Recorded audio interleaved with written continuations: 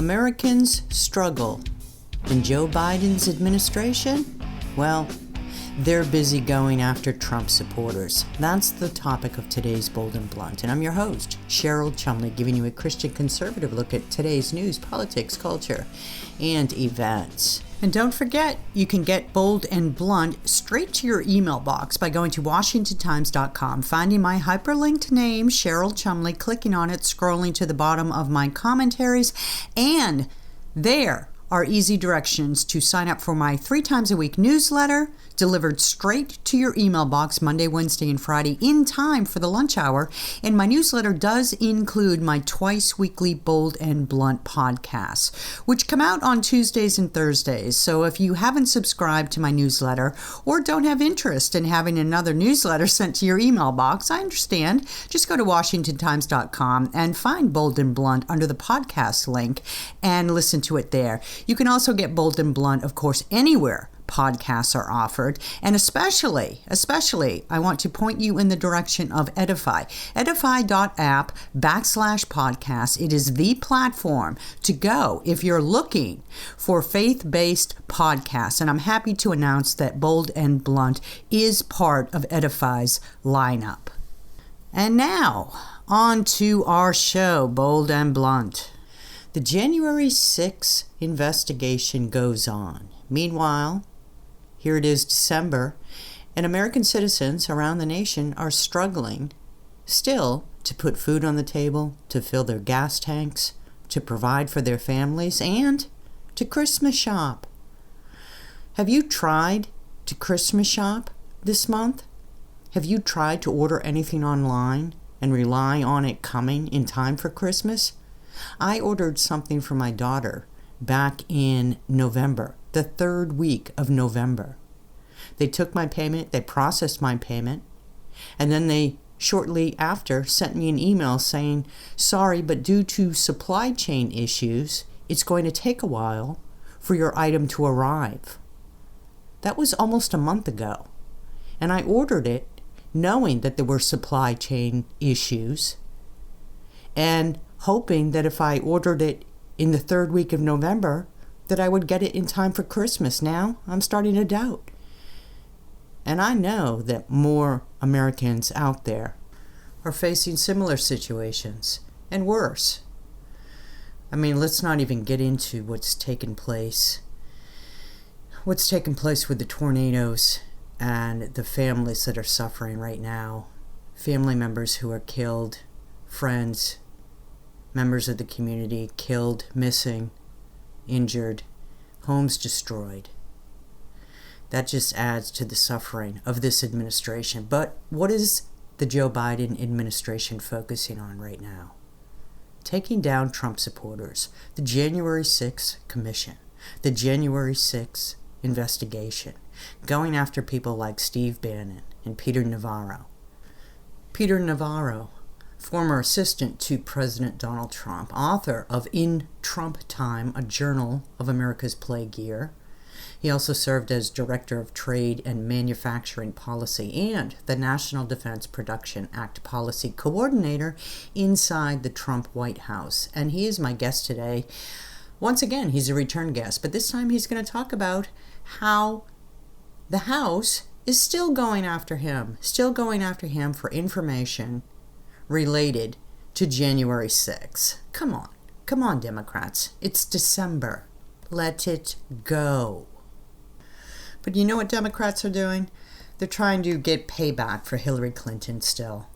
They're trying to get payback for all those cries from the Republican side, the conservative side, saying put Hillary in jail and so forth. And so now Democrats are just trying to, extract their 10 pounds of flesh from the Republican Party and go after Trump and all Trump supporters, not just to make the staunch Trump supporters out there cower in fear, but to send a message to any would-be Trump supporters or any would-be strong conservative types who may be tempted to come forward and oppose Democrats and oppose the Democratic rule in the future. It's a message.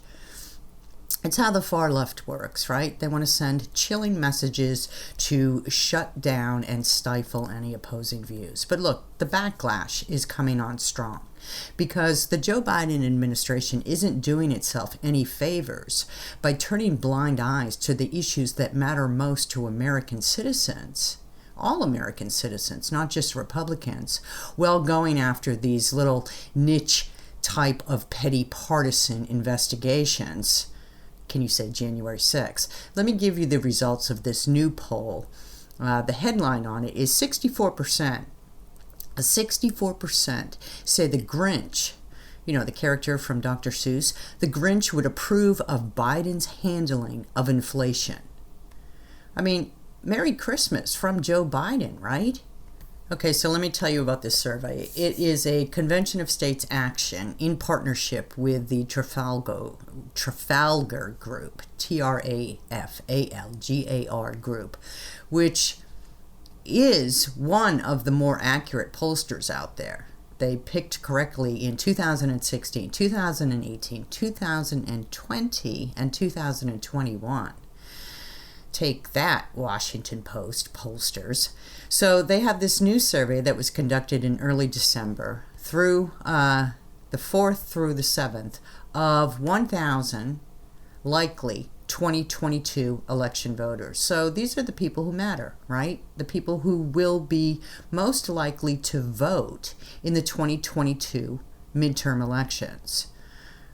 And this is what has Democrats trembling because they know Joe Biden is not doing them any favors right now. This poll right here just underscores that. Some of the key insights from this poll: 63.7%, so almost 64% of American voters say that the Grinch would be the most pleased with the Biden administration's handling of the supply chain and inflation crisis this Christmas.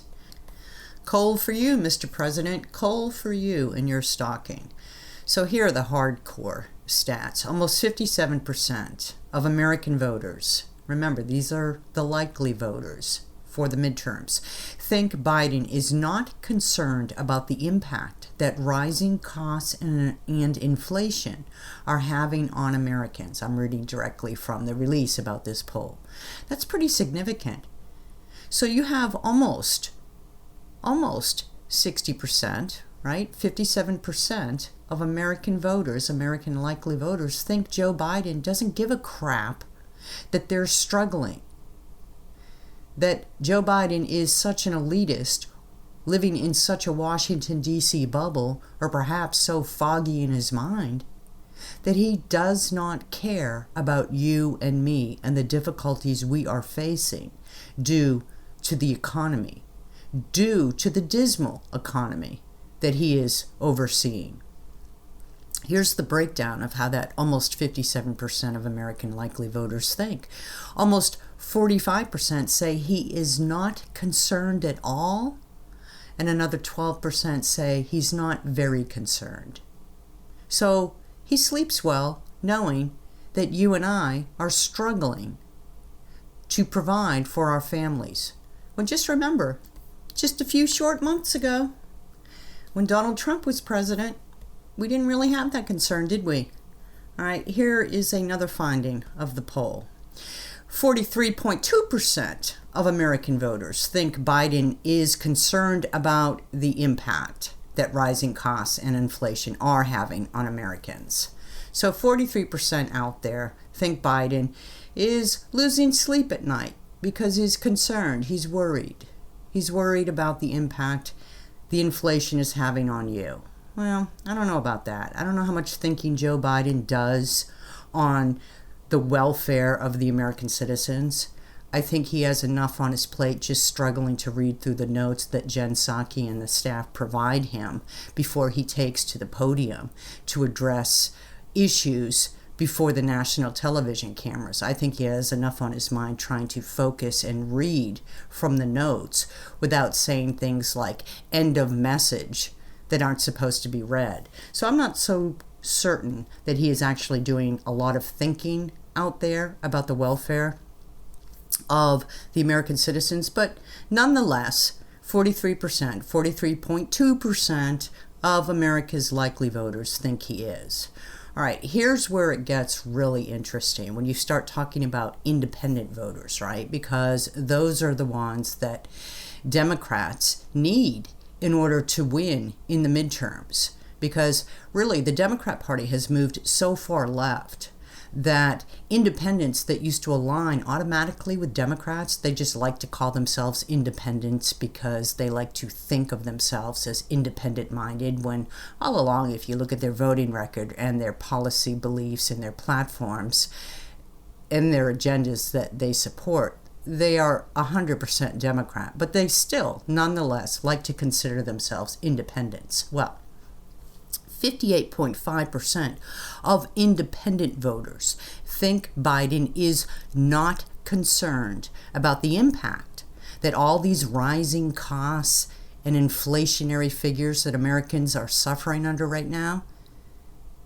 58.5% think Biden is not concerned at all. That's pretty significant. 36% of Democrat voters think Biden is not concerned about the impact of inflation. That's pretty significant. And of course, almost 77%, 77.6% of Republican voters think Biden is not concerned. That's kind of interesting that 22% of Republicans still give Biden the benefit of doubt and think that he is concerned about the economy and inflation. That's pretty generous, I think. You know, good for Republican voters out there for giving Joe Biden, the feckless Joe Biden, the benefit of the doubt. But Democrats need to be concerned. Almost 59% of independent voters think Biden gives less than a passing glance at their financial concerns, and 36% of Democrat voters think similarly.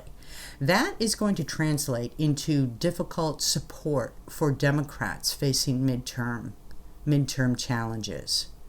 How can it not? If American voters don't believe that Biden, and by extension, Biden's party, are concerned about the things that concern them, which is as simple and as basic as providing food and shelter and necessities for their families, if voters don't think the political ruling party is concerned about that,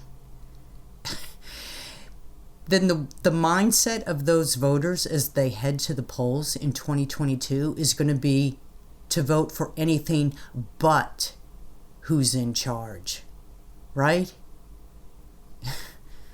I mean, they're going to look for anyone and anybody who can provide even a whisper of a promise of a better job. And this is the difficulty that Democrats are facing, right, as they head into the elections. But you know what Democrats are concerned about right now?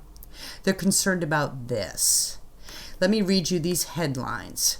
C-SPAN, January 6th committee considers holding Mark Meadows in contempt. That was just a few hours ago. The Independent, just a few hours ago, Mark Meadows goes on Fox News to defend himself. To defend himself from what? From whatever scandal, from whatever accusation the Democrats can manufacture and sell through the media this time, right? I mean, you know, it's Mark Meadows, it's Steve Bannon, and it's Peter Navarro, right? Peter Navarro, whom since November, the House Select Subcommittee on the Pandemic, chaired by Congressman James Clyburn, Democrat of South Carolina, has been going after since November. They've been trying to drag is more like it, Peter Navarro, the senior advisor to former President Trump, before the committee, and just, for whatever reason, just slander his name, align him with Donald Trump so they can further the slander of Donald Trump, so they can make it clear in the American citizen's mind that anyone affiliated with Donald Trump is corrupt. Really, they just want to stomp out any supporters of Donald Trump. But it's not Donald Trump, the man. It is Donald Trump, the man, that the Democrats hate, because Donald Trump, the man, dares to be bold and dares to take on the Democrats and dares to beat the Democrats at their own political game. Donald Trump won't play by the Democrats' rules. Donald Trump won't go behind closed doors and make deals and so forth with the Democrats, and he won't do the globalist will, and he won't sell out America to China like the Democrats are so willing to do. So the fact that he ran his White House with an America First agenda, and the fact that he didn't just talk that talk, but walked that walk, that has infuriated Democrats to this very day. And so when Donald Trump left office, Democrats were under the impression that his policies would just die a slow or quick death with him. But the spirit of America that Donald Trump ignited, that he reminded Americans was part and parcel of America's DNA. That spirit continues to this day. And so Democrats are so threatened by the spirit of independence, the spirit of God-given rights, not government-granted rights, that Donald Trump actually recognized and that the American people seized onto and carried forth again.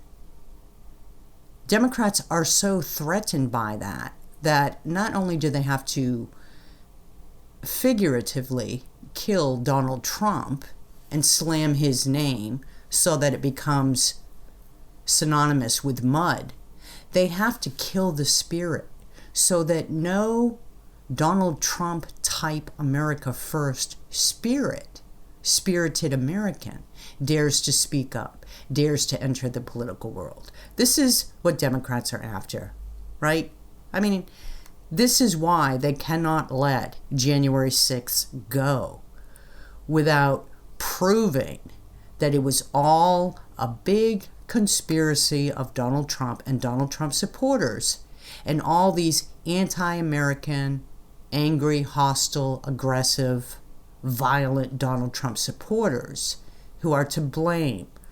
And they all, of course, deserve to be jailed forever and treated to the most horrific conditions behind jail bars, which, if you've been paying attention to what's been taking place in the D.C. jails, you'll see that the Democrats, the left, the Trump haters, are actively trying to carry this out.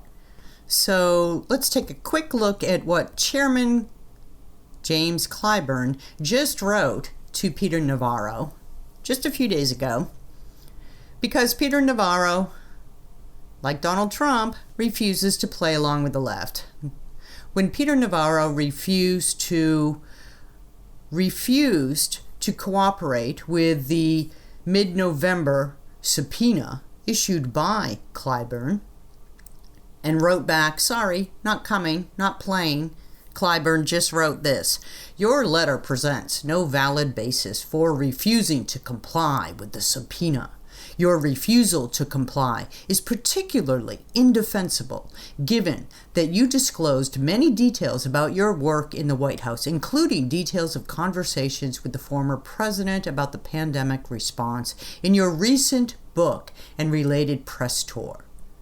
The Select Subcommittee expects that you will immediately comply with the subpoena and produce all responsive records and information identified in the subpoena schedule without delay." I mean, seriously, there's nothing like being chastised by a public servant, is there? Remember, Peter Navarro, right now, is a private citizen, which makes James Clyburn, as a representative in the House, Peter Navarro's public servant, right?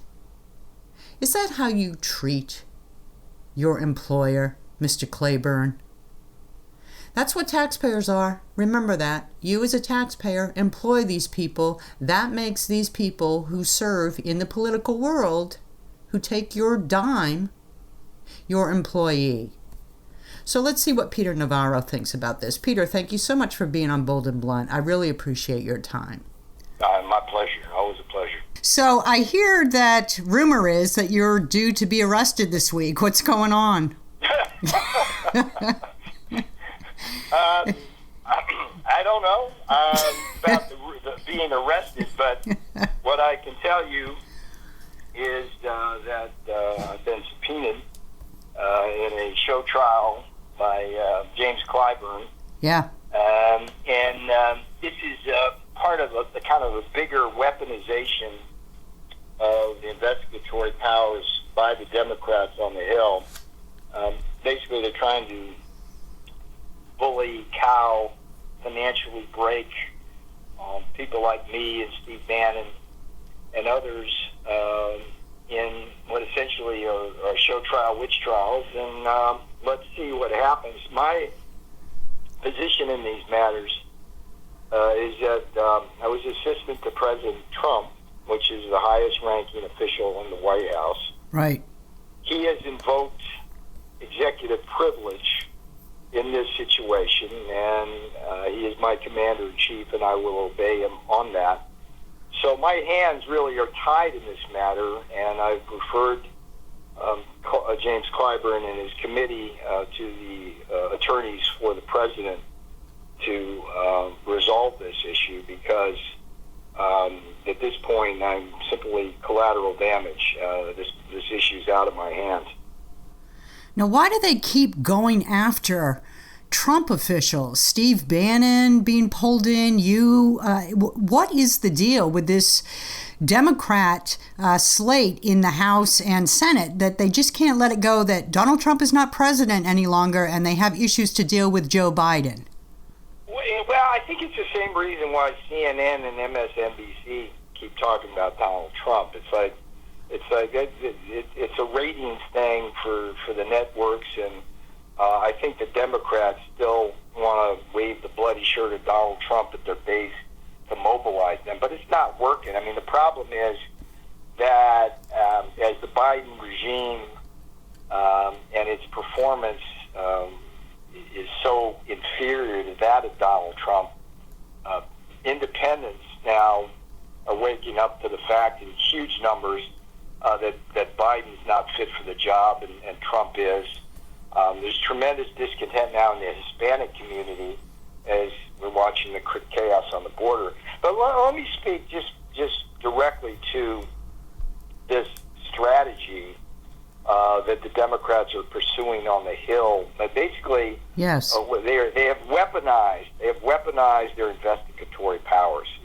They've moved essentially from kind of the civics textbook approach of perhaps getting to the truth of some matter to simply conduct witch hunts and show trials, really for two purposes. And, at a personal level, people like me, Steve Bannon, the people that they're trying to put in handcuffs or jail or bring us to our knees, we are the people who have been quite vocal about the failings of the Democrat Party and their leadership such as it is. So I think in a lot of ways this is personal for people like Clyburn and Pelosi. I mean, they don't like me, they don't like Bannon, and they want to bring us to our knees. I think it's that simple.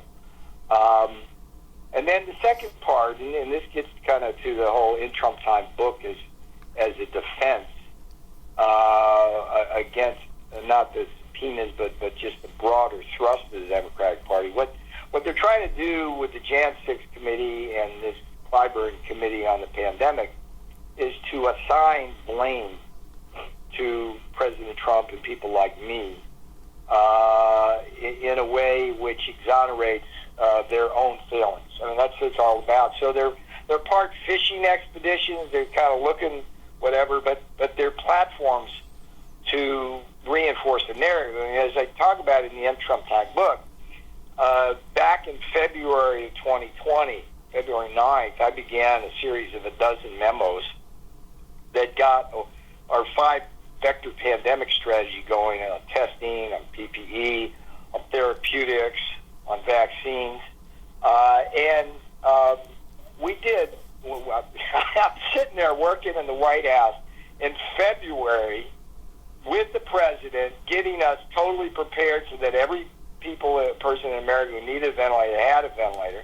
Meanwhile, Clyburn, Pelosi, de Blasio, Cuomo, all of these Democrats, and Fauci, by the way, were oblivious to any of these threats until March, when the World Health Organization finally declares a pandemic. I mean, hell, Steve Bannon formed a radio show in January called War Room what? Pandemic. Okay? I mean, let's think about that for a minute, right? And I'm like in the Situation Room, all documented in the In Trump Time book, on January 28, 2020, arguing on behalf of the travel ban. And who am I fighting with? Tony Fauci. I mean, that guy, here's the thing. This is really important for your listeners. The first time I met Fauci, I didn't know him from Adam. I just took the measure of the man based on what he said and how he said it. I thought he was an idiot. I mean, the gentler version of it was like, this guy thinks he's smarter than he is. But at the end of the day, this guy's an idiot, and he's going to hurt the president. But what I didn't know then, and I documented in the In Trump Time book to be true, is that Fauci almost certainly knew that the virus came from the Wuhan Institute of Virology, and more important, he knew that he was responsible. Right. Because it had him who had spent American taxpayer money to conduct, effectively he offshored gain-of-function experimentation to turn harmless bat viruses into human killers. Fauci offshored that to China, and basically he also offshored the technology used to create those viruses. And guess what? We got a killer virus, right? And here's the thing: if Fauci had simply told us at that time what he had done, we would have had an entirely different strategy to fight the pandemic. What would have been the centerpiece? Demand from the Communist Chinese the original genome of the virus as it was genetically engineered. We still don't know. We still don't know what that original virus looked like. By the time we got to it and started trying to develop what are really faux vaccines to it, that thing had already mutated 1,000 times. And so Fauci, this guy, the mission in the In Trump Time book is to put Fauci in jail, hold Communist China accountable, and get to the bottom of what happened on November 3rd and January 6th. And Congress has no interest in any of that, at least the Congress controlled by the Democrats. And let's talk a little bit more about Fauci, because let's diss on him a little bit more, because you and I both hold him to the same degree of regard, which is to say basically none. And he has just come out and said that American people pretty much have to get used to the idea of having maybe 3 booster shots or annual booster shots. Should we listen to this guy when it comes to vaccines? No, he's an idiot. I was the only guy in the White House who stood up to him. I mean, the records will show that, and a lot of people, I think, listening to the show will remember my public fights with Fauci. But for every public fight I had with Fauci, there were 2 more in the Situation Room or the Roosevelt Room or the Oval or whatever. It's all in the In Trump Time book. It's well worth reading because it shows the hypocrisy and stupidity of Tony Fauci. And this double down. Look, my biggest regret in the Trump administration, besides not being able to hold China accountable for the virus, was what they did to hydroxychloroquine, and I couldn't stop it. That just this week, some new evidence has come out to yet again reaffirm the fact that hydroxychloroquine can cut the death rate by more than half here in the United States. Okay?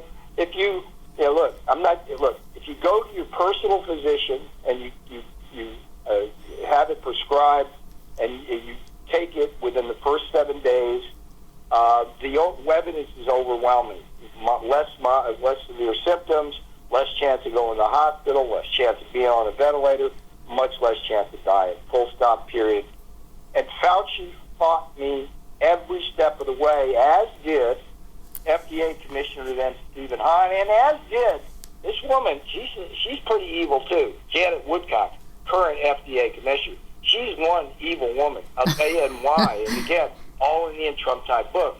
When President Trump told the FDA, hey, make this available to the public, what Woodcock did was, instead of allowing private physicians to prescribe it in home care in the first 7 days, Woodcock restricted it to only severely ill patients in hospital.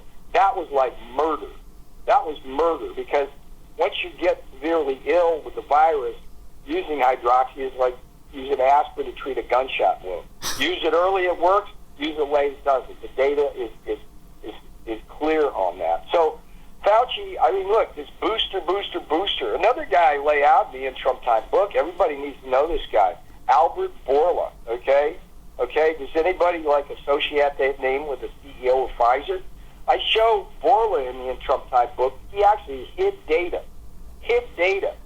So Trump couldn't get a victory on the vaccine before Election Day. Wow. Because Pfizer stored swabs rather than test them, so they wouldn't have to meet a benchmark in their phase 3 trial and then announce that they had a viable vaccine. I mean, this is like scurrilous stuff here. Yeah. And I'm getting to the point now where every time I see Fauci, it's like, what? Why is he on TV? Why is Collins on TV over the weekend telling us that everybody's got to get a jab and that the jab is somehow going to save us, when in fact it's just wrong? I mean, there's studies coming out that show there's no difference in the mortality rate between people who get vaccinated and who are not. Two recent studies. You raise a really good point about that, because I've been reading all these reports about Pfizer and Moderna and Johnson & Johnson, and they all come out and say that their shots are 90% or above effective, and then you wait a couple months and all of a sudden it's 50%, or in one case, Johnson & Johnson, I think it is 13%. Why should people trust these vaccinations at this time? Well, they shouldn't. I think that the statistic that's important here is that 1 out of 100 senior citizens have died in America from COVID. Right. That's like an astonishing figure. But it's also true, as high as that number is, it's minuscule for children and healthy people, right? So what does that tell you? It tells you what I advocated all along in the In Trump Time book, is you use this effectively a faux vaccine, and I can explain that, what I mean by that, only for seniors with a high risk of death and people with comorbidities with a high risk of death. Yes. The problem, and I've written several articles for your publication with Dr. Robert Malone, the inventor of the mRNA technology. The problem is that when you adopt a universal vax policy in the absence of a therapeutic component, you run the very real risk of mutations that become vaccine resistant. Ergo, you're getting the vaccines aren't working against the mutation. Yep, here we are. You start off at 90%, you go down to 30%. Oh, get a booster shot. Oh, that works for a little bit, and then all of a sudden, no, get a third, and then okay, it's an annual thing. It's like if I were make this go viral for me, please. If I were in the White House today as the Defense Production Act policy coordinator, like I served in the Trump administration, I would have the president issue a directive and executive order saying that there shall be no profits whatsoever on vaccines. Okay? You deliver them Moderna at cost. You deliver them at cost, Pfizer. You deliver them at cost, Johnson & Johnson. You deliver them at cost, AstraZeneca. And then you see what happens. Their stock prices will plunge. Yep. Right? And the rhetoric will change. Oh, yeah. Right? And they'll start saying, well, maybe those therapeutics might be a good idea. Right? Yeah. Or try our therapeutics that we're pushing through the FDA now that are inferior to hydroxychloroquine as a therapeutic, but cost like 100 or 1,000 times more. Yes, suddenly the message will change to instead of get your boosters, just wash your hands frequently. You lay out, I have your book, In Trump Time, A Journal of America's Plague Year. It's an excellent book, and you lay out a lot of this stuff in your book, and I hope people pick up their copies for Christmas and beyond. But I want to give you just the last few seconds of our time together a chance to promote your new podcast, also called In Trump Time, right? Yeah, that's great. The In Trump Time podcast, go to Apple, iTunes, subscribe, take a listen, see what you think. What I'm trying to do for the American people is flag the news events. Sometimes they appear to be minor, but they actually are important. flag the news events that are likely to affect you economically, politically, geopolitically, or militarily. And I'm happy to perform that service and get the In Trump Time book as a gift for your Never Trump friends, and you'll be glad you did. Well, thank you so much for your time, Peter Navarro. Stay out of jail. Hope you can enjoy Christmas with your family. And send me some brownies with a file in it. Thank you for being on Bold and Blunt. Peter Navarro, he never disappoints, and at least he's a guy who speaks what he thinks, right? I mean, in this political world, in this political climate, it just seems like there are far too many Democrats and quite a few Republicans as well, quite a few conservatives, who fail to speak what they really believe. They try and tiptoe around, they dance around, they duck and dodge, they deceive, they spin, and they never want to come out and say what they really think. So it's great when you finally have somebody, a guest on Bold and Blunt, who is willing to speak what they really believe. I call that refreshing. Once again, if you like Bold and Blunt, thank you for listening. Thank you for your support. And you can always find Bold and Blunt at WashingtonTimes.com or, once again, at edify.app/podcasts, your podcasting platform for the faith-based community. Till next time, stay blunt, stay bold.